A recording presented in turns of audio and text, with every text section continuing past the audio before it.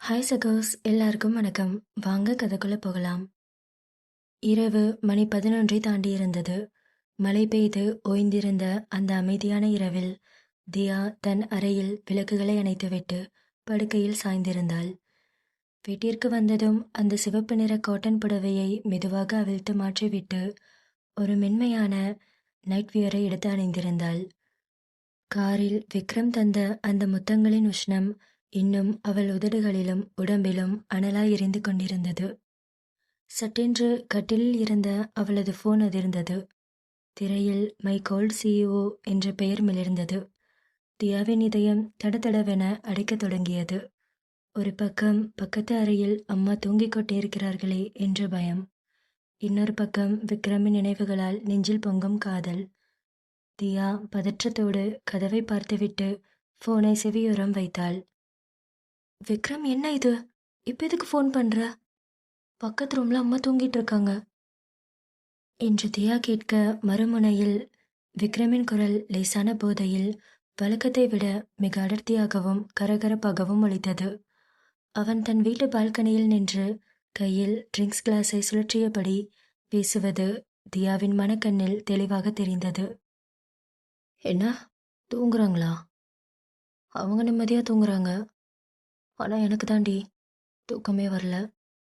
கண்ணை முன்னாலே கார்ல அந்த ரெட் சாரியில என் மடியில் உட்காந்து நீ மூச்சு வாங்கினதான் ஞாபகம் வருது என்று விக்ரம் லேசான போதையில் கூற, தியாவின் முகம் வெக்கத்தில் செவ்வானமாக சிவந்தது. படுக்கை விரிப்பை தன் விரல்களால் இறுக்கமாக சுற்றி பிடித்தாள். அவளது இதழ்களில் ஒரு அழகான புன்னகை அரும்பியது. என்ன சிஇஓ சார், வாய்ஸ்லாம் ஒரு மாதிரி இருக்கு. என்ன, சரக்கா?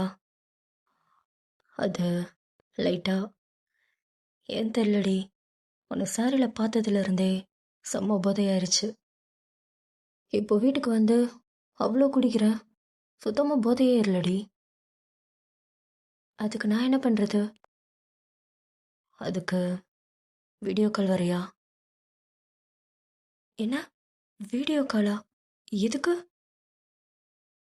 அதான் சொன்னேன்லடி, போதையே ஏறலன்னு. ஒரு டைம் மறுபடியும் உன்னை சாரியில் பார்த்தா கிக் ஆயிரும்.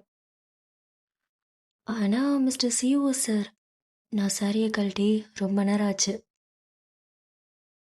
என்ன, சாரியை கழட்டிட்டியா? இருடி, உடனே வீடியோ கால் வர. ஐயோ விக்ரம், நீ நினைக்கிற மாதிரி இல்லடா. நான் சாரியை கழட்டி வேற ட்ரெஸ் போட்டேன். அதானே பார்த்தேன். சரி, இப்போ என்ன ட்ரெஸ் போட்டிருக்க? அதுவா, சார் எனக்காக பாரிஸ்லேருந்து வாங்கிட்டு வந்தீங்களே, ஒரு பிளாக் கலர் நைட் வியர், அதான் போட்டிருக்கேன். என்னடி சொல்கிற? அதான் போட்டிருக்க? தியா, அந்த நைட் ட்ரெஸ்ஸில் உன் கழுத்து ஓரத்தில் இருக்கிற அந்த மச்சம் அப்படியே வெளியே தெரியுமேடி என்று அவன் ஆர்வத்தில் கேட்க, தியாவுக்கு மூச்சு காற்று சூடானது. டேய், நீ எல்லாம் திருந்தவே மாட்ட. ஆஃபீஸில் என்னடானா அப்படி கொஞ்சிற, நைட்டு வீட்டுக்கு வந்தாலும் ஃபோன் பண்ணி இப்படி பேடாக பேசுகிற. நீ ரொம்ப கெட்டு போயிட்ட என்று அவள் கூற, விக்ரம் மறுமுனையில் சிரித்தான். அந்த சிரிப்பே தியாவின் நரம்புகளை சிலிர்க்க வைத்தது. என்ன, பேடா பேசுகிறனா? ஏது பேட் இல்லடி, உன் மேலே எனக்கு இருக்கிற அப்சஷன். விக்ரம், ஸ்டாப், இப்படிலாம் பேசாதடா. எனக்கு எனக்கு ஒரு மாதிரி இருக்கு என்று அவள் கூற, விக்ரம் ஃபோனை தன் உதடுகளுக்கு இன்னும் அருகில் கொண்டு வந்தான். அவனது மூச்சுக்காற்றின் சத்தம் ஃபோன் வழியே தியாவின் காதுகளை உரசியது. என்னடி ஆகுது? என்ன ஷாக் அடிக்கிற மாதிரி இருக்கா? தியா, இப்போ மட்டும் நான் பக்கத்தில் இருந்தா உன்னை அப்படியே அந்த நைட் ட்ரெஸ்ஸோட தூக்கி என் மேலே உட்கார வச்சு உதட்டில் இருந்து உன் கால் விரல் வரைக்கும் உன்னை மொத்தமாக டேஸ்ட் பண்ணுவேன். உன்னை சத்தமே போட விட மாட்டேன் என்று அவன் கூற, தியா தன் கண்களை இறுக்கமாக மூடிக்கொண்டாள். விக்ரம் தன் பக்கத்திலேயே நின்று தன் கழுத்தில் முகம் புதைப்பது போல அவளுக்கு உணர்வுபூர்வமாக இருந்தது. Vikram stop it. ஏய் சரிடி, இதுக்கு மேலே நான் எதுவும் பேசல. ஆனால் நீ சொல்லு, நான் உன் பக்கத்தில் இருந்தா நீ என்ன பண்ணுவ? நானா? உன்னை டைட்டாக ஹக் பண்ணிப்பேன். நல்லா தூங்குவேன். ஏன்னா அவ்வளோ டயர்டாக இருக்குடா. ஏன்னா டயர்டாக இருக்கா? ஏண்டி, நைட்டு 12 மணிக்கு உன் ஆளு செம்ம போதையில் உங்ககிட்ட எவ்வளோ ரொமான்டிக்காக பேசிகிட்டு இருக்கான். நீ என்ன டயர்டாக இருக்கு கட்டி பிடிச்சிட்டு தூங்குவேன்னு சொல்கிற? என்று விக்ரம் கூற தியா அவனை நினைத்து சிரித்தாள். ஏய் சிரிக்காதடி. சரி, உன் கழுத்தில் நான் கொடுத்த பைட் மார்க் எப்படி இருக்கு? என்று விக்ரம் கேட்க தியா தன் விரல்களால் தன் கழுத்தின் இடது பக்கத்தில் விக்ரம் இதழ்களால் கடித்து வைத்திருந்த அந்த சிறிய தழும்பை தொட்டு பார்த்தாள். இன்னும் அங்கே லேசான அனலும் சுளிர் என்ற வழியும் தெரிந்தது. தியா லேசான கோபத்துடன், போடா, நீலாம் மனுஷனா? காட்டு மராண்டி மாதிரி இப்படி கடிச்சு வச்சிருக்க.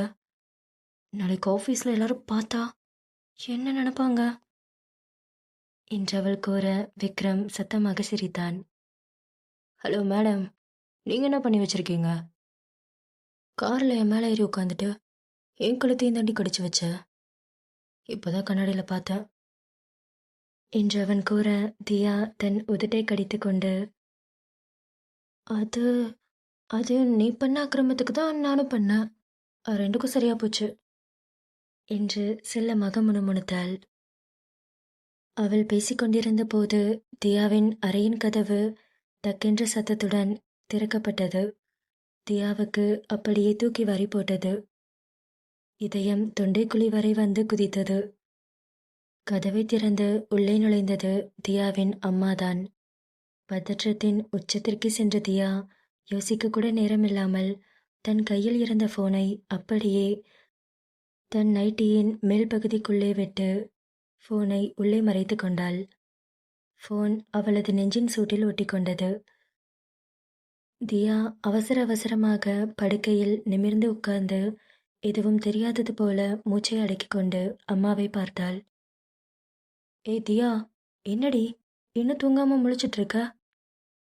என்று அம்மா கேட்டதும் தியா தொண்டையை சரி செய்து குரல் நடுங்காமல், அது ஒன்றும் இல்லைம்மா, எனக்கு தூக்கம் வரல, அதான் சும்மா படுத்திருந்த என்று அவள் கூற அவளது அம்மா தியாவை மேலிருந்து கீழ் வரை ஒரு மாதிரி சந்தேகமாக பார்த்தார். என்னம்மா அப்படி பார்க்குற? ஒன்றும் இல்லை. ஏண்டி, நாளைக்கு நைட்டு நியூயார்க் ஃப்ளைட் இருக்குன்னு சொன்ன. ஏதோ அங்கே டெலிகேஷன் மீட்டிங் அது இதுன்னு சொன்னேடி. எல்லாத்தையும் பேக் பண்ணி வச்சிட்டியா? அப்புறம் கடைசி நேரத்தில் அது இல்லை இது இல்லைன்னு பதறிட்டு இருக்காத. ஐயோ அம்மா, அதெல்லாம் நான் பார்த்துக்கிறேன், நீ போய் தூங்கு. இல்லை இல்லை, நீ மறந்துடுவ. நீ பேக் எடு, நான் வேணுங்கிற திங்ஸ் எல்லாம் எடுத்து வைக்கிறேன் என்று அம்மா கூறியதும் தியாவிற்கு என்ன செய்வதென்று தெரியவில்லை. ஐயோ அம்மா, உனக்கு ஒரு டைம் சொன்னால் புரியாதா? அதை நான் பார்த்துக்கிறேன்னு சொல்கிறேன்ல, நீ போய் தூங்கு. சரிடி, அதுக்கே எவ்வளோ கோவப்படுற?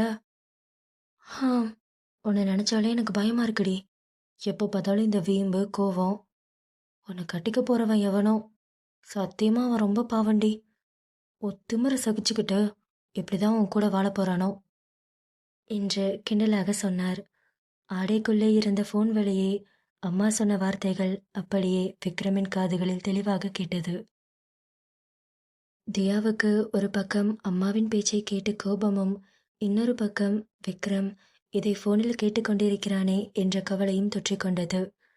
தியா மனதிற்குள், அம்மா வேற, யோசியோ கம்மனுடா, சிரிச்சு தொலைஞ்சிராத என்று தன் மனதிற்குள் வேண்டிக் கொண்டாள். தியா அம்மாவை பார்த்து, என்னம்மா நீ, அதெல்லாம் ஒன்றும் இல்லை, என்னை கட்டிக்க போறவ ஒன்றும் சாதாரண ஆள் கிடையாது. அவன் என்னை விட பெரிய ராட்சசன். அவன்தாம்மா டெய்லி என்னை போட்டு சாவடிப்பான். அவன்கிட்ட மாட்டிக்கிட்டு உன் பொண்ணு தான் கஷ்டப்படும். நீ ஒன்றும் அவனை நினச்சி ஃபீல் பண்ணாத என்று விக்ரமை மறைமுகமாக தாக்கி பேசினாள். அம்மா அதை புரிந்து கொள்ளாமல், ஏய் லூசு மாதிரி ஏதாவது பேசாதடி, ஒழுங்கா தூங்கு என்று சொல்லி விளக்கை முழுமையாக அணைத்துவிட்டு அரைக்கதவை சாத்திவிட்டு வெளியே சென்றார். அம்மா வெளியேறிய அடுத்த நொடி நைட்டிக்குள் இருந்த போனில் இருந்து விக்ரமின் சிரிப்பு சத்தம் சத்தமாக கேட்டது. தியா அவசர அவசரமாக தன் நைட்டியிலிருந்து போனை வெளியே எடுத்து மூச்சு வாங்கி காதில் வைத்து கொண்டாள். ஐயோ, இப்ப எதுக்கு சிரிக்கிற? ஏய், சிரிக்காம என்னடி பண்றது? ஆனா உங்க அம்மா சொல்றது கரெக்டு தாண்டி. உன்னை கட்டிக்க போற இந்த விக்ரம் ரொம்ப பாவண்டி. உனக்கு கல்யாணம் பண்ணிட்டு நான் எவ்வளோ கஷ்டப்பட போறேனோ. என்ன கிண்டலா? உன்னை கட்டிக்கிட்டு நான் தாயா கஷ்டப்பட போறேன். ஆஃபீஸ்லேயே என்னை விட்டு வைக்க மாட்டேன். இதில் பொண்டாட்டியா வீட்டுக்கு கூட்டிட்டு போயிட்டா அவ்வளோதான். அதெல்லாம் இருக்கட்டும்டி. அதான் அம்மா போயிட்டாங்கல்ல, அப்புறமே எதுக்கு அந்த ஃபோனை வெளியெடுத்த? அந்த ஃபோன் உன் நைட்டிக்குள்ள உன் நெஞ்சுக்குள்ளே இருக்கும்போது நானும் அங்கேயே ஒட்டிகிட்டு இருந்த மாதிரி அவ்வளோ ஹாட்டாக இருந்துச்சு. பொண்டாட்டி, மறுபடியும் ஃபோனை அங்கேயே வச்சு பேசுறியா? என்ன மறுபடியுமா? வாங்க போற, முதல்ல ஃபோனை வை என்று தியா ஃபோனை கட் செய்தாலும் விக்ரமின் அந்த காதல் பேச்சுக்கள் தியாவின் அடிவயிற்றில் ஒரு காட்டுத்தனமான காதல் அனலை மூட்டிவிட்டது. மறுநாள் இரவு சென்னை சர்வதேச விமான நிலையம் மின் விளக்குகளின் வெளிச்சத்தில் ஜொலித்துக் கொண்டிருந்தது. நியூயார்க் செல்வதற்காக ஆர்வி குரூப் சார்பில் விக்ரமும் தியாவும் விமான நிலையத்தின் விஐபி லவுஞ்சில் காத்திருந்தனர். தியா தன் கழுத்தின் அருகே இருந்த டிஷர்ட்டை சரி செய்து நேற்றைய பைட் மார்க்கை மறைக்க முயன்ற போது விக்ரமின் இதழ்களில் ஒரு கள்ளச்சிரிப்பு அரம்பியது. போர்டிங் அறிவிப்பு வர இருவரும் ஃபர்ஸ்ட் கிளாஸ் கேபினுக்குள் நுழைந்தனர். அங்கே இவர்களுக்கான பிரைவேட் சொகுசு இருக்கைகள் ஒதுக்கப்பட்டிருந்தன. விமானம் தரையில் இருந்து மேலெழும்பி மேகக்கூட்டங்களுக்கு நடுவே சீராக பறக்கத் தொடங்கியதும் கேபினின் விளக்குகள் மங்கலாக குறைக்கப்பட்டன.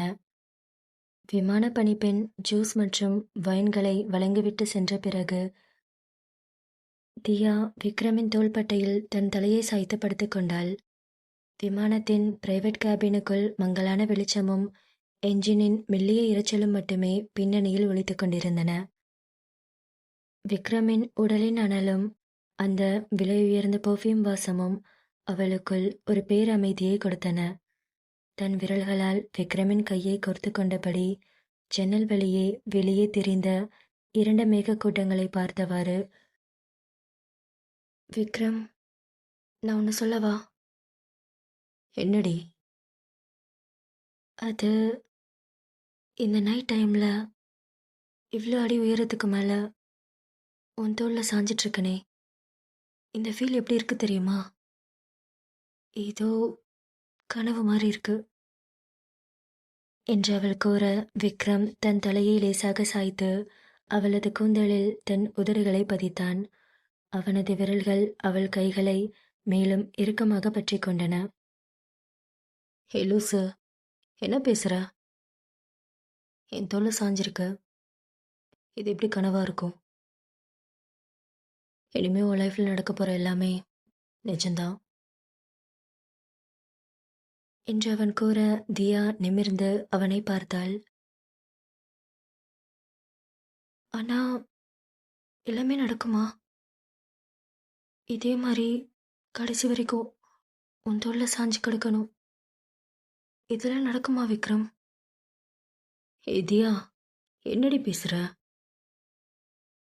இதை பற்றி ஏன் யோசிக்கிற? இங்க பாரு, நீ யோசிக்க வேண்டியதெல்லாம் கல்யாணத்துக்கு அப்புறம் இந்த விக்ரம் எப்படி சமாளிக்க போறோன்னு மட்டும்தான் என்று குறும்புத்தனமாக சொன்னாள். தியா அவனை பார்த்து லேசாக புன்னகைத்தாள். ஆமாம், கரெக்டு தான். அதை பற்றி யோசிச்சு தான் நான் அவ்வளோ பயந்துட்டுருக்கேன். ஆஃபீஸில் சிஇஓவாக சுற்றுறதை விட தனியாக இருக்கும்போது நீ பண்ணுற அக்கிரமம் இருக்கே, அப்பா, என்னால் தாங்க முடியல என்று தியா கூற விக்ரம் அவளது இதழ்களையே உற்று பார்த்தான்.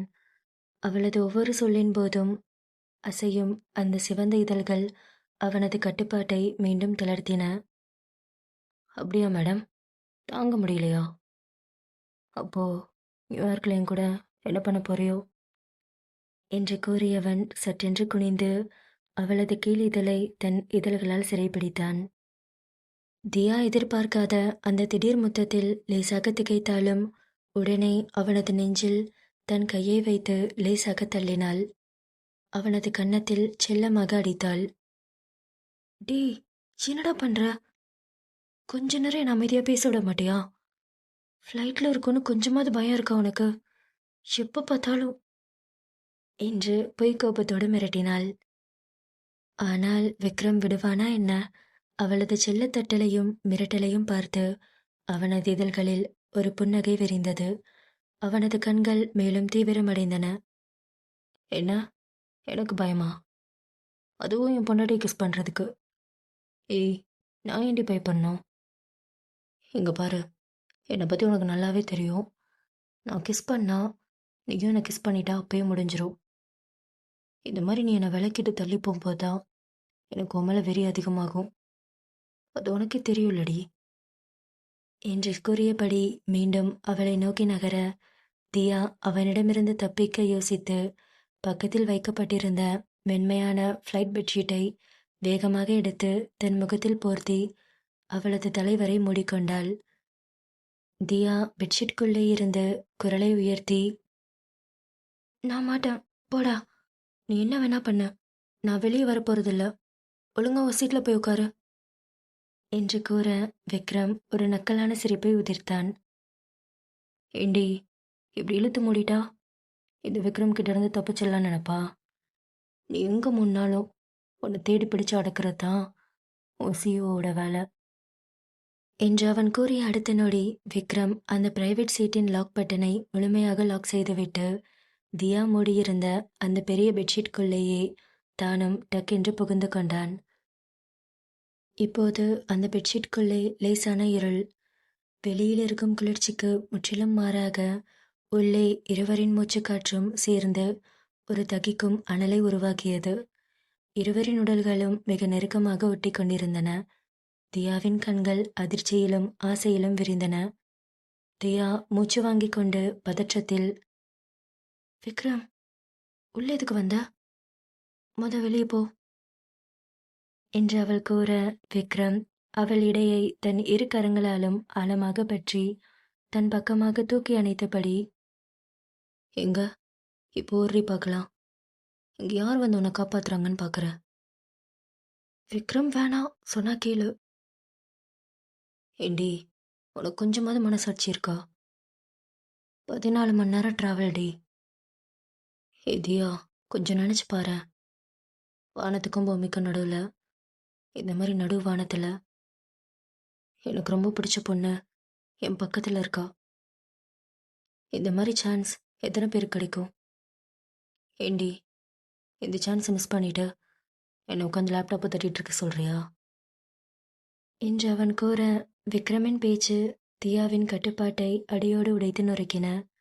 தியா அவனது தலைமுடியை கோதி இறுக்கமாக பிடித்தபடி, விக்ரம், வேணாம், இந்த சான்ஸை மிஸ் பண்ண வேணாம் என்று அவள் கூற, விக்ரம் தன் முகத்தை அவளது கழுத்தின் வளைவில் புதைத்து ஆடைகளுக்கு மேலேயே அவளது மென்மையான மேனியை தன் உதடுகளால் தேர்ந்து தொடங்கினான். இப்படியே நேரம் அழகாக நகர்ந்தது. நீண்ட 14 மணி நேர வான்வெளி பயணத்திற்கு பிறகு அமெரிக்காவின் நியூயார்க் நகரத்தை அடையும் போது அங்கு காலை பொழுது விடிந்திருந்தது.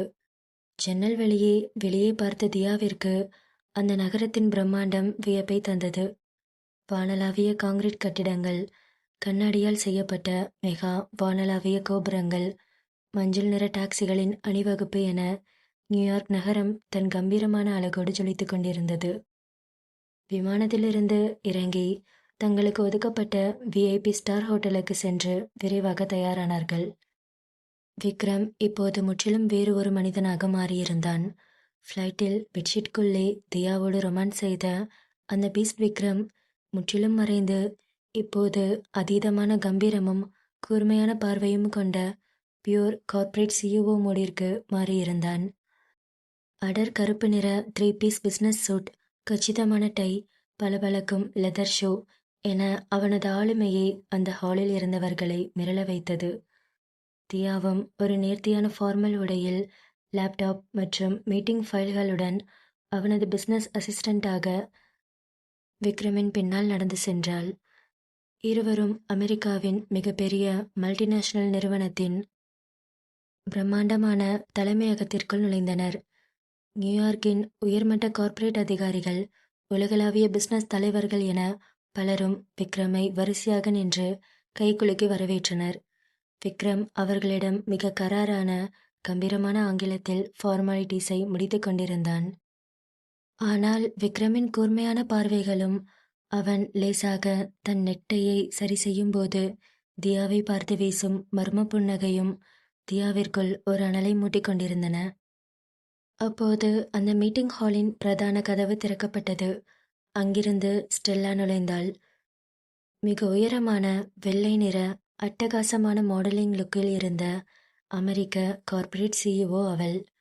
தன் இறுக்கமான பிசினஸ் கவுனில் உள்ளே வந்த ஸ்டெல்லா விக்ரமை பார்த்ததும் அவளது முகத்தில் 1000 வாட்ஸ் புன்னகை மலர்ந்தது.